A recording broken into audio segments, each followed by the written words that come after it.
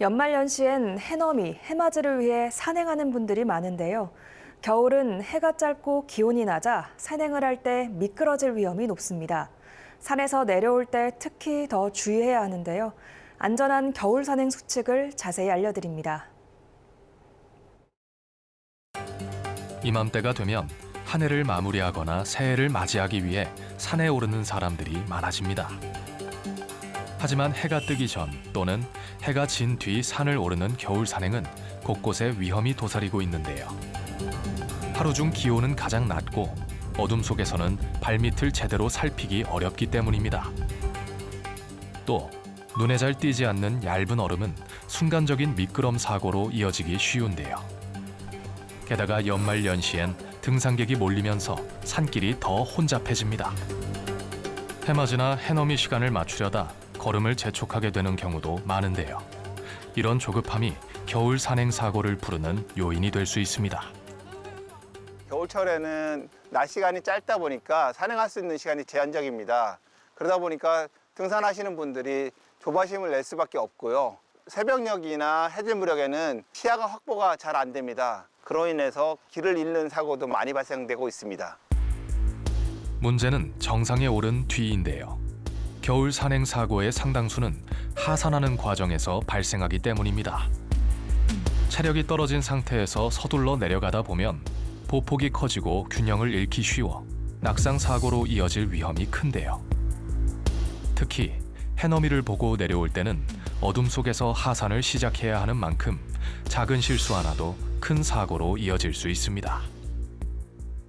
겨울철에는 저지대와 고지대 온도차로 인하여 아이젠이나 스틱을 안 가지고 오시는 분들이 많은데요. 고지대로 올라갈수록 탐방로 상태가 결빙되어 있고 눈이 쌓여 있기 때문에 어두운 시간대에 하산을 하시다 보면 암등에 걸려 미끄러져 다치는 그런 사고가 많이 발생합니다.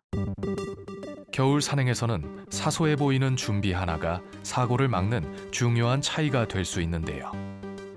산에 오르기 전에는 가벼운 체조로 근육과 인대를 충분히 풀어주고 하산할 때까지 적당한 체력을 유지하는 게 중요합니다.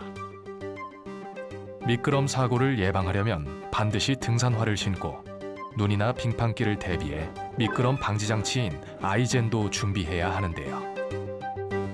필요할 때 바로 착용할 수 있도록 사용법도 미리 익혀두는 게 좋습니다. 또 등산 코스는 익숙한 곳으로 혼자보다는 일행과 함께 오르는 게 안전한데요. 그 밖에도 어둠을 밝혀줄 손전등과 휴대전화 보조 배터리, 체력을 보충해줄 간식도 반드시 챙겨야 합니다. 겨울철 산은 예기치 못한 강풍 등으로 인한 날씨 변화가 심하고요. 특히 눈 쌓인 산은 탐방로가 구별되지 않아 길을 잃는 사고가 많이 발생되고 있습니다. 만약 길을 잃었을 때는 자신의 위치를 알려줄 수 있는 국가지정번호나 위치 표지판 주소를 알려주시면 좋고요. 신고 후에는 이동하지 않고 최대한 보온을 유지하면서 구조대를 기다리는 것이 좋습니다. 특히 가벼운 산행이라도 방심하지 말고 모자와 장갑, 덧입을 여벌의 옷 등 방한용품을 꼼꼼히 챙겨야 하는데요. 만약 질환을 앓고 있다면 상비약을 반드시 챙기고 몸이 이상하다는 느낌이 들면 무리하지 말고 즉시 하산해야 합니다. 체온이 실제로 떨어지게 되면 의식이 처지고 나중에는 심장이 굉장히 문제가 됩니다. 허혈성 심질환 같은 게 있으신 분들 같은 경우에는 운동으로 인한 심 부담도 가중되는 데다가 혈압에 의한 심부전도 가중되는 상태가 되는 거라서 갑자기 심정지로 돌아가시는 경우가 있습니다. 그리고 뇌졸중 같은 것도 잘 생길 수 있어서 한쪽 팔다리 마비, 구음 장애, 그리고 의식 처지는 증상 같은 것들이 생기신다면 병원 진료를 빨리 보셔야 되겠습니다. 중요한 건 정상에 섰느냐가 아니라 무사히 돌아왔느냐입니다. 겨울 산에서는 무리하지 않고 욕심을 내려놓는 용기가 자신을 지키는 선택이 될 수 있는데요.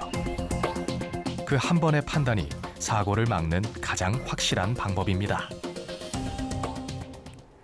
겨울산에선 예상치 못한 상황이 생길 수 있는 만큼 시간과 마음의 여유를 가지시고 안전한 산행하시기 바랍니다. 재난방송센터 오늘은 여기까지입니다. 고맙습니다.